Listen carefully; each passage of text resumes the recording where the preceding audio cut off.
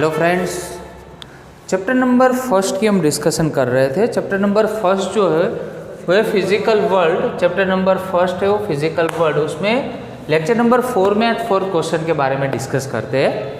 4th question है बेटा अपना, name the 2 principal thrust in physics. Physics के 2 प्रिंसिपल थ्रस्ट आप ऐसे बताओ जो बहुत ही फेमस है। ठीक है, तो एक MCQ में भी आ सकता है, क्लियर, और एक छोटा VSQ भी हो सकता है कि 2 प्रिंसिपल थ्रस्ट कौन कौन से है। तो एक है यूनिफिकेशन और दूसरा आपको याद रखना है रिडक्शन। एक यूनिफिकेशन और दूसरा है रिडक्शन, क्लियर। यूनिफिकेशन का मीनिंग क्या है? यूनिफिकेशन का मीनिंग बेटा ये है कि बहुत सारे साइंटिस्ट ने जो भी रिसर्च किए, ठीक है, और बहुत सारे लॉज जो अप्लाई किए, वो सबको वन टाइम ऐसा लगा कि ये सारे लॉज है उसको पूरा हम एक कंसेप्ट में नहीं डाल सकते, उसको यूनिफाइड बोलेंगे पूरा। मतलब डिफरेंट जो लॉज है उसका पूरा एक यूनिक एक कन्वर्जन नहीं हो सकता।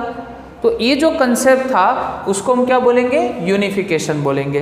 तो रिडक्शन क्या होता है?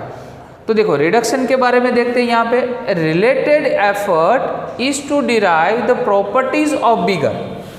ये related effort is to derive the properties of bigger, more complex system from the properties and interaction of its constituents similar parts. This approach is known as a reductionism. इसको, इस कंसेप्ट को क्या बोलते हैं हम? रिडक्शनिज्म। क्लियर? क्या करना है आपको? Related effort is to derive the properties of bigger, जिसकी प्रॉपर्टी बहुत, मतलब कोई भी कंसेप्ट आप यूज करें उसकी अगर प्रॉपर्टी बहुत ज़्यादा है, clear.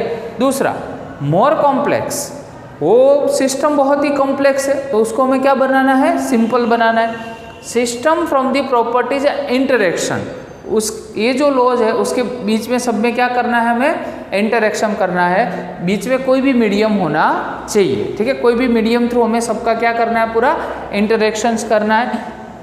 Of its constituent similar parts, उसके इसमें जो भी सिमिलर पार्ट्स है उसको सबको आपको क्या करना है? एक बनाना है, उसका ऐसा ट्राई करना है, ऐसे एक एफर्ट करना है। उस एफर्ट है इस टाइप का जो भी अप्रोचेस होता है उसको हम क्या बोल सकते हैं? रिडक्शनिज्म बोल सकते हैं। आए कि नहीं समझ में? मैं आपको उसका एक एग्जाम्पल देता हूँ। जो फर्स्ट लेक्चर में मैंने आपको बताया था कि भाई एक ऑब्जेक्ट है, ए ऑब्जेक्ट है, उसको आपने बी ऑब्जेक्ट, मतलब बी प्लेस पे, ए ऑब्जेक्ट है, ए प्लेस पे है कोई, ठीक है, तो आप उसको बी प्लेस पे लेके गए। तो इसमें कितना कंसेप्ट आया था? तो इसमें एक स्पीड का कंसेप्ट आया था, डिस्टेंस का कंसेप्ट आया था, टाइम का कंसेप्ट आया था, क्लियर। उसमें एनर्जी का कंसेप्ट आया था। तो ये सारा जो भी टर्म्स में बोल रहा हूँ भी, ये सारी जो फिजिकल क्वान्टिटीज़ है वो मान लो कि बहुत ही कॉम्प्लेक्स है, तो आपको उसको सिंपल वे में पहले समझाना है और वो सारी क्वांटिटीज का पूरा एक कंसेप्ट बनाना है, एक ही अप्रोच बनाना है।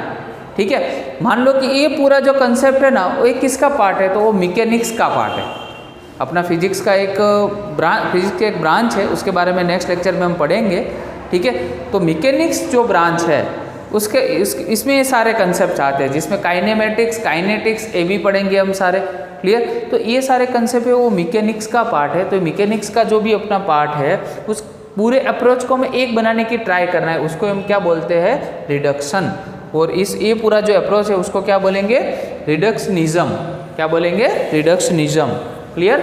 चलो 5th क्वेश्चन बेटा कौन सा है? Give the 2 domains of interest of physics and the phenomena included in it.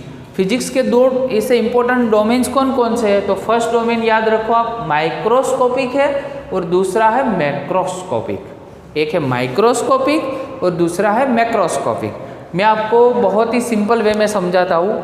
Macroscopic इसका मीनिंग कुछ बड़ी चीज़ है और माइक्रोस्कोपिक इसका मीनिंग बहुत ही छोटी चीज़ है, मतलब अपनी नेक्ट आई से हम नहीं देख सकते। जैसे मैं एग्जांपल बोलूँ आपको, एटम, मॉलिक्यूल या तो न्यूक्लियर कोई रिएक्शन, ऐसी प्रोसेस, ये सब देखना है तो अपनी नेक्ट आई से हम नहीं देख सकते। तो ये वाला जो भी प्रोसेस है बहुत ही स्मॉलर प्रोसेस होती है, we can not see with our naked eye. ठीक है, बट ये वाली सब प्रोसेस देखिए, लेबोरेटरीज, टेरेस्ट्रियल, एस्ट्रोनॉमिकल स्केल्स, ठीक है, सॉरी एस्ट्रोनॉमिकल स्केल्स, ये सारी जो भी प्रोसेस है वो अपनी नेक्ट आई से हम देख सकते हैं। आया कि नहीं समझ में? तो बहुत ही स्मॉल प्रोसेस है, फिजिक्स में, ठीक है, उसको हम क्या बोलेंगे, माइक्रो लेवल की प्रोसेसेस, इसको बोलेंगे माइक्रोस्कोपिक। और उससे मतलब बड़ी जो भी प्रोसेसेस होगी उस प्रोसेस को हम क्या बोलेंगे, मैक्रोस्कोपिक। तो there are two domains of our physics, one is microscopic and the second one is macroscopic. और फर्स्ट क्वेश्चन में बेटा क्या पढ़ा आपने, टू प्रिंसिपल थ्रस्ट कौन कौन से है, यूनिफिकेशन एंड रिडक्शन। क्या है, यूनिफिकेशन एंड रिडक्शन। आया कि नहीं समझ में। लास्ट लेक्चर में मैंने आपको, प्रीवियस लेक्चर में मैंने आपको बताया था कि कोई भी मैं एक आपको एवरीडे कंसेप्ट दूंगा, ठीक है, उसमें से कितना फिजिक्स है, ठीक है, उसका आपको पूरा एनालिसिस करना है। कैसे करना है, तो साइंस की डेफिनेशन में मैंने बताया था, as detail and depth, as detail and depth with certain amount of laws, किसमें कौन कौन से लॉज है, ठीक है, उसका अप्लाई करने के बाद आपको वहाँ पे क्या करना है, उसका पूरा एनालिसिस करना है, ठीक है। आज मैं आपको देता हूँ, ये जो यहाँ पे मैंने लगाया माइक, ये माइक का पूरा जो वायर है वो मेरे मोबाइल के साथ अटैच्ड है। ये माइक्रोफोन है, उसका ये वायर के साथ पूरा कनेक्शन कहाँ पे है, मेरे मोबाइल के साथ अटैचमेंट है। तो इसका पूरा एनालिसिस करने के बाद आप मेरे को बताइए कि इसमें कितना फिजिक्स है। आज का आपका टास्क मैं देता हूँ आपको, ठीक है।